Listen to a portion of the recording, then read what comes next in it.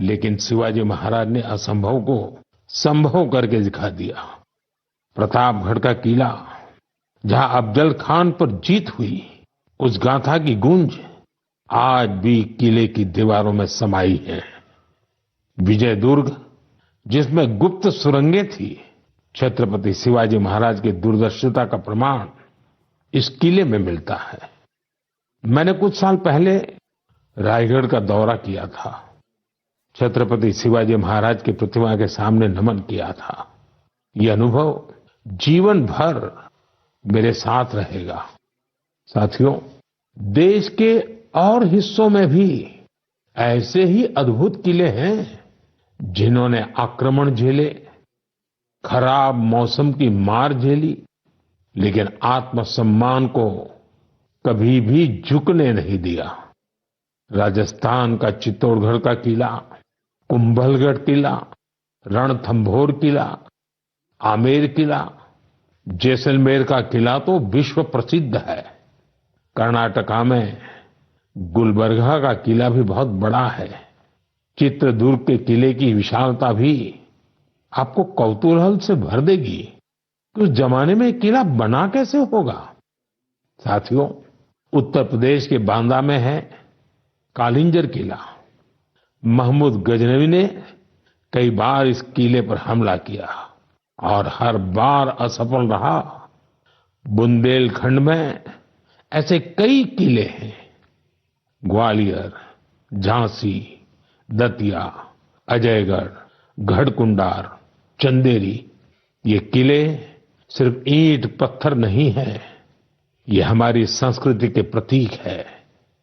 संस्कार और स्वाभिमान आज भी इन किलों की ऊंची ऊंची दीवारों से जागते हैं। मैं सभी देशवासियों से आग्रह करता हूं, इन किलों की यात्रा करें, अपने इतिहास को जानें, गौरव महसूस करें।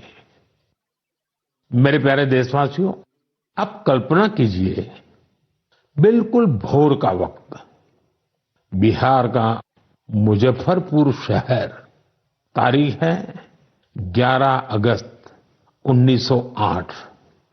हर गली, हर चौराहा, हर हलचल उस समय जैसे थमी हुई थी। लोगों की आंखों में आंसू थे, लेकिन दिलों में ज्वाला थी। लोगों ने जेल को घेर रखा था, जहां एक 18 साल का युवक अंग्रेजों के खिलाफ अपना देश प्रेम व्यक्त करने की कीमत चुका रहा था। जेल के अंदर अंग्रेज अफसर एक युवा को फांसी देने की तैयारी कर रहे थे। उस युवा के चेहरे पर भय नहीं था, बल्कि गर्व से भरा हुआ था। वो गर्व जो देश के लिए मर मिटने वालों को होता है। वो वीर, वो साहसी युवा थे खुदीराम बोस।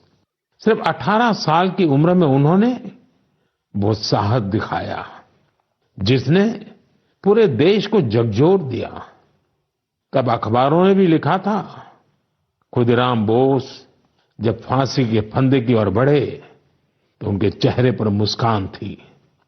ऐसे ही अनगिनत बलिदानों के बाद, सदियों की तपस्या के बाद हमें आजादी मिली थी। देश के दीवानों ने अपने रक्त से आजादी के आंदोलन को सींचा था। साथियों, अगस्त का महीना इसीलिए तो क्रांति का महीना है। 1 अगस्त को लोकमान्य बाल गंगाधर तिलक की पुण्यतिथि होती है। इसी महीने 8 अगस्त को गांधी जी के नेतृत्व में भारत छोड़ो आंदोलन की शुरुआत हुई थी। फिर आता है 15 अगस्त, हमारा स्वतंत्रता दिवस। हम अपने स्वतंत्रता सेनानियों को याद करते हैं, उनसे प्रेरणा पाते हैं। लेकिन साथियों, हमारी आजादी के साथ देश के बंटवारे की टीस भी जुड़ी हुई है। इसलिए हम 14 अगस्त को विभाजन विभीषिका स्मृति दिवस के रूप में मनाते हैं। मेरे प्यारे देशवासियों, 7 अगस्त 1905 को एक और क्रांति की शुरुआत हुई थी। स्वदेशी आंदोलन ने स्थानीय उत्पादों और खासकर हैंडलूम को एक नई ऊर्जा दी थी। इसी स्मृति में देश हर साल 7 अगस्त को नेशनल हैंडलूम डे मनाता है। इस साल 7 अगस्त को नेशनल हैंडलूम डे के 10 साल पूरे हो रहे हैं। आजादी की लड़ाई के समय जैसे हमारी खादी ने आजादी के आंदोलन को नई ताकत दी थी, वैसे ही आज जब देश विकसित भारत बनने के लिए कदम बढ़ा रहा है, तो टेक्सटाइल सेक्टर देश की ताकत बन रहा है। इन 10 वर्षों में देश के अलग अलग हिस्सों में इस सेक्टर से जुड़े लाखों लोगों ने सफलता की कई गाथाएं लिखी हैं। महाराष्ट्र के पैठण गांव की कविता धवले पहले एक छोटे से कमरे में काम करती थी। न जगह थी और न ही सुविधा। सरकार से मदद मिली, अब उनका हुनर उड़ान भर रहा है। वो 3 गुना ज्यादा कमा रही है। खुद अपनी बनाई पैठणी साड़ियां बेच रही है। उड़ीसा के मयूरभंज में भी सफलता की ऐसी ही कहानी है। यहाँ 650 से ज्यादा आदिवासी महिलाओं ने संथाली साड़ी को फिर से जीवित किया है। अब ये महिलाएं हर महीने हजारों रुपये कमा रही हैं। ये सिर्फ कपड़ा नहीं बना रही, अपनी पहचान गढ़ रही हैं। बिहार के नालंदा से नवीन कुमार की उपलब्धि भी प्रेरणादायक है। उनका परिवार पीढ़ियों से इस काम से जुड़ा है। लेकिन सबसे अच्छी बात ये कि उनके परिवार ने अब इस फील्ड में आधुनिकता का भी समावेश किया है।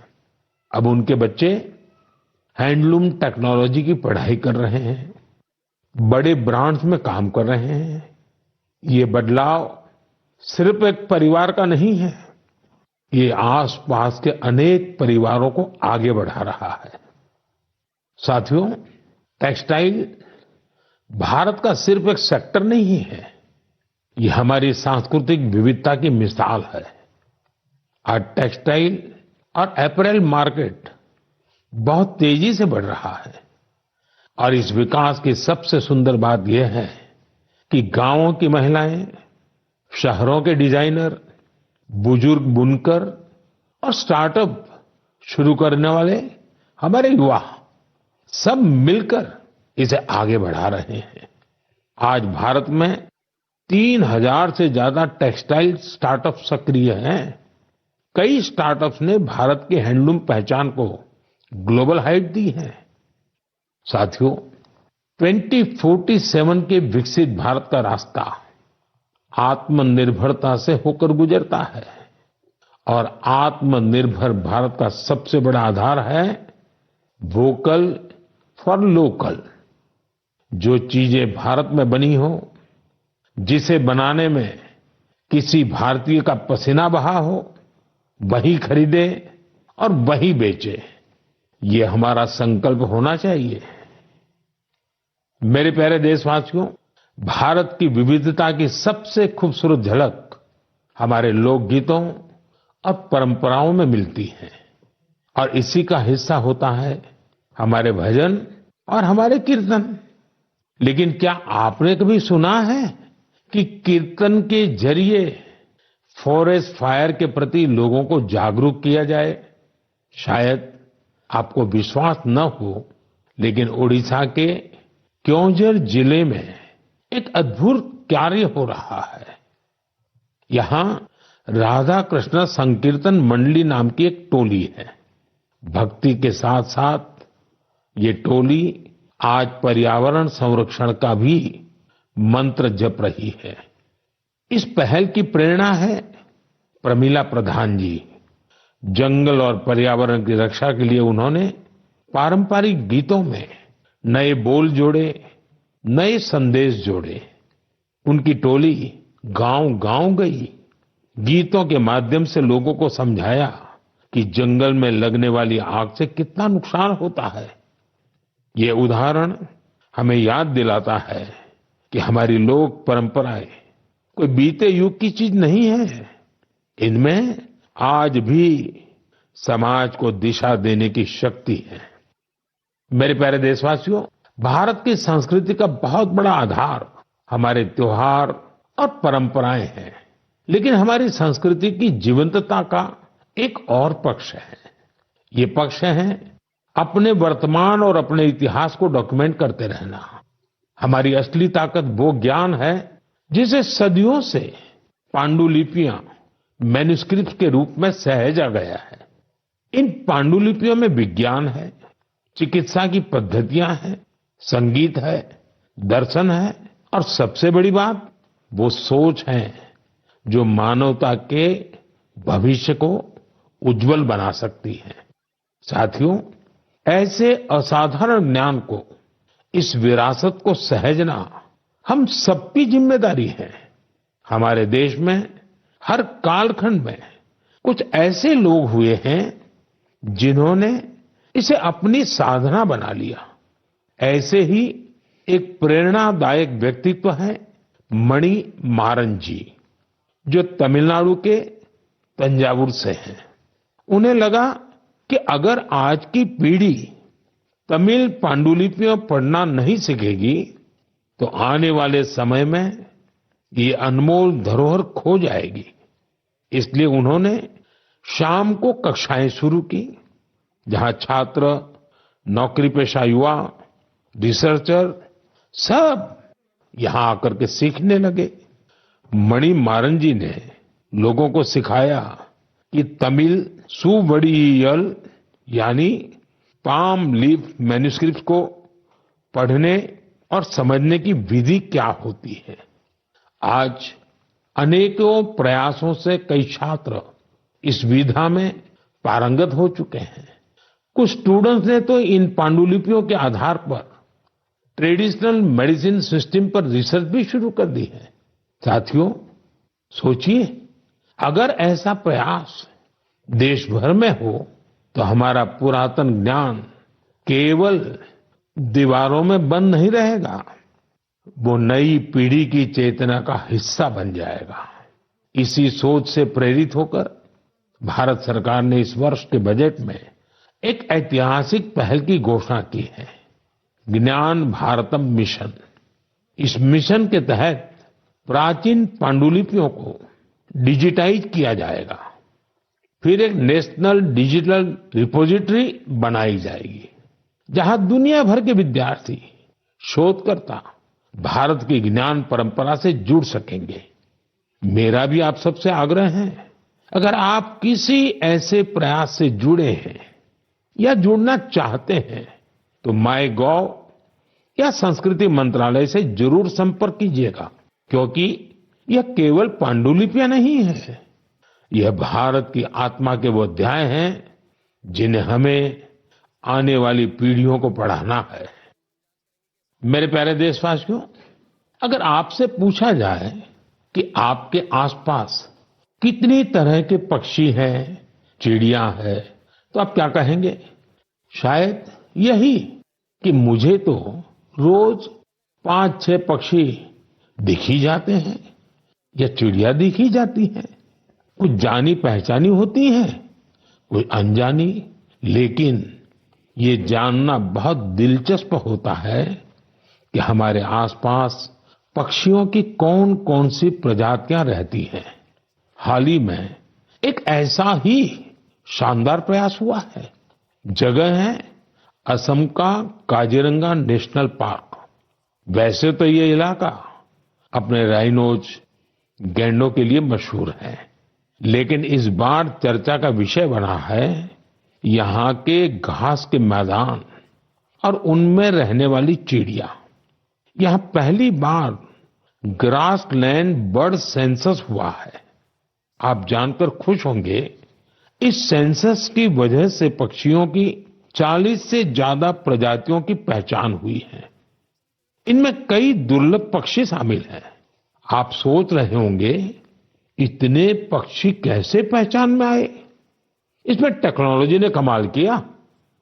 सेंसस करने वाली टीम ने आवाज रिकॉर्ड करने वाले यंत्र लगाए, फिर कंप्यूटर से उन आवाजों का विश्लेषण किया, एआई का उपयोग किया।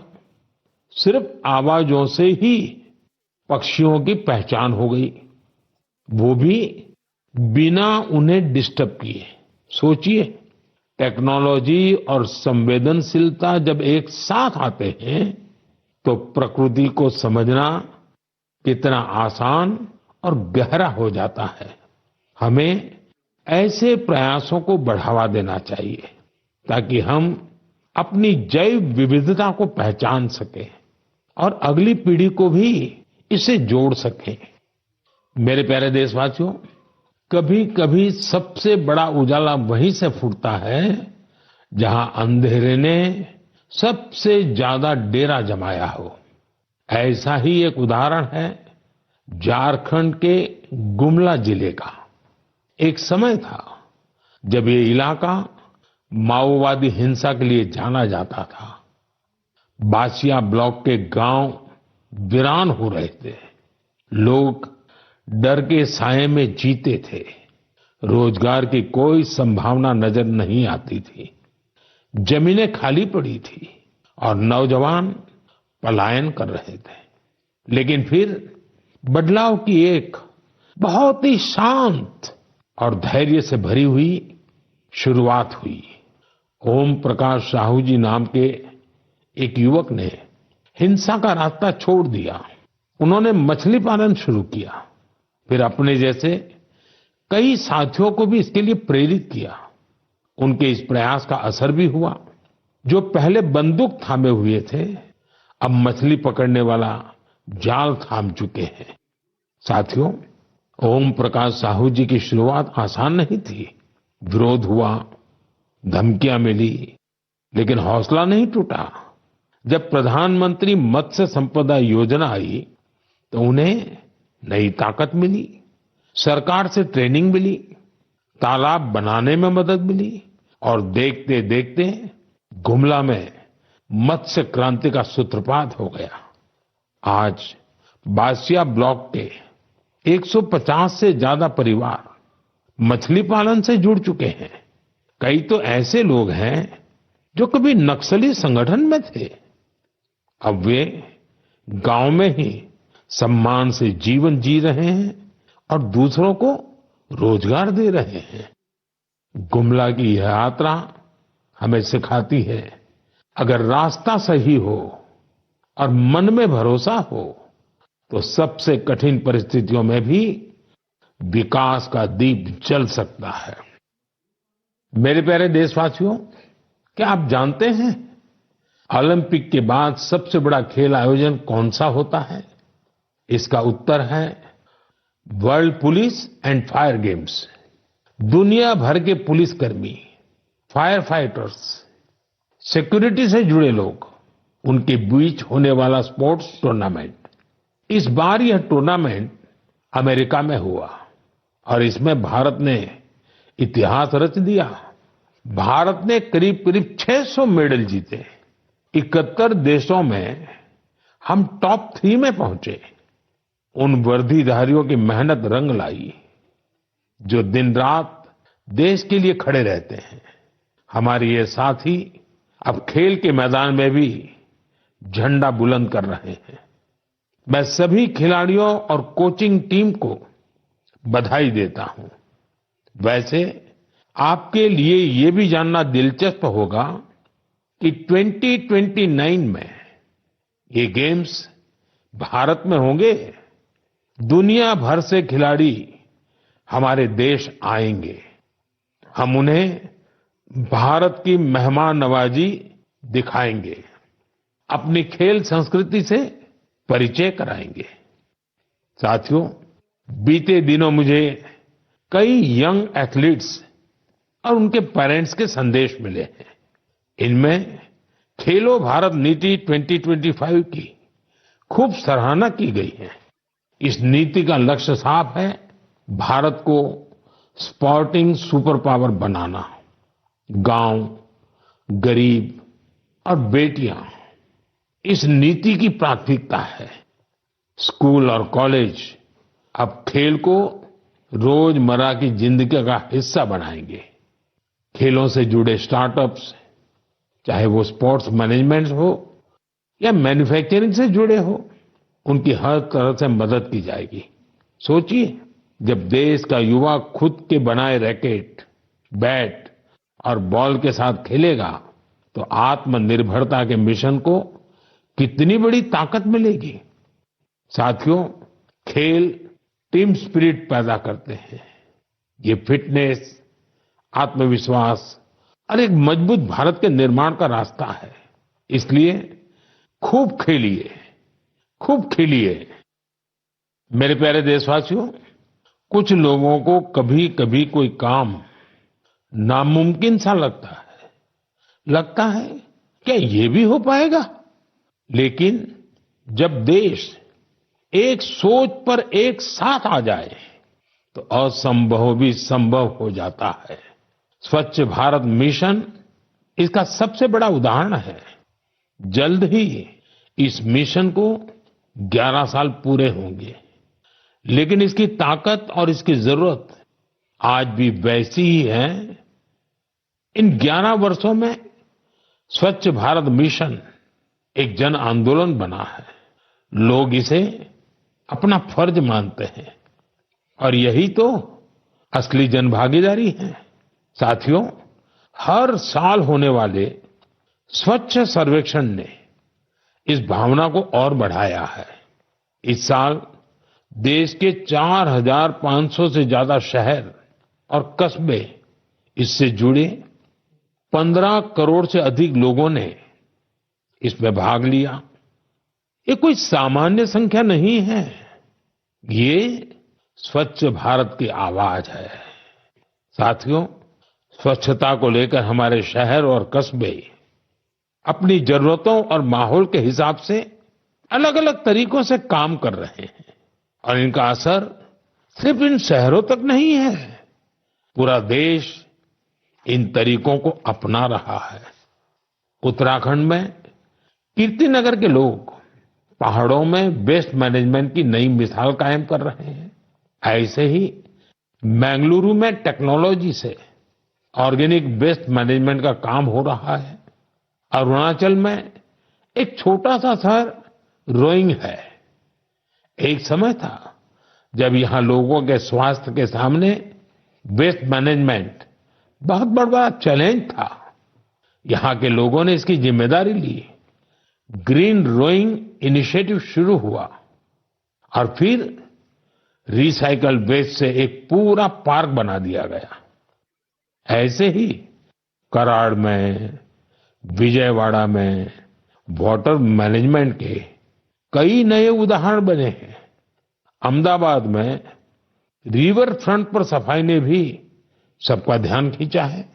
साथियों, भोपाल की एक टीम का नाम है सकारात्मक सोच। इसमें 200 महिलाएं हैं। ये सिर्फ सफाई नहीं करती, सोच भी बदलती हैं। एक साथ मिलकर शहर के 17 पार्कों की सफाई करना, कपड़े के थैले बांटना, इनका हर कदम एक संदेश है। ऐसे प्रयासों की वजह से ही भोपाल भी अब स्वच्छ सर्वेक्षण में काफी आगे आ गया है।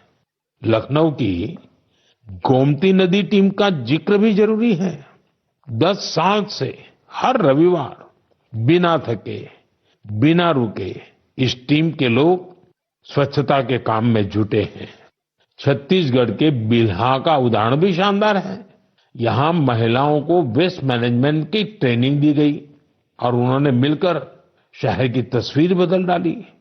गोवा के पणजी शहर का उदाहरण भी प्रेरक है। वहाँ कचरे को 16 कैटेगरी में बांटा जाता है और इसका नेतृत्व भी महिलाएं कर रही हैं। पणजी को तो राष्ट्रपति पुरस्कार भी मिला है। साथियों, स्वच्छता सिर्फ एक वक्त का, एक दिन का काम नहीं है। जब हम साल में हर दिन, हर पल स्वच्छता को प्राथमिकता देंगे, तभी देश स्वच्छ रह पाएगा। साथियों, सावन की फुहारों के बीच देश एक बार फिर त्योहारों की रौनक से सजने जा रहा है। आज हरियाली तीज है, फिर नागपंचमी और रक्षाबंधन, फिर जन्माष्टमी। हमारे नटखट कान्हा के जन्म का उत्सव, ये सभी पर्व यहाँ हमारी भावनाओं से जुड़े हैं। ये हमें प्रकृति से जुड़ाव और संतुलन का भी संदेश देते हैं। आप सभी को इन पावन पर्वों की ढेर सारी शुभकामनाएं। मेरे प्यारे साथियों, अपने विचार और अनुभव साझा करते रहिए। अगले महीने फिर मिलेंगे। देशवासियों की कुछ और नई उपलब्धियों और प्रेरणाओं के साथ आपका ध्यान रखिए। बहुत बहुत धन्यवाद।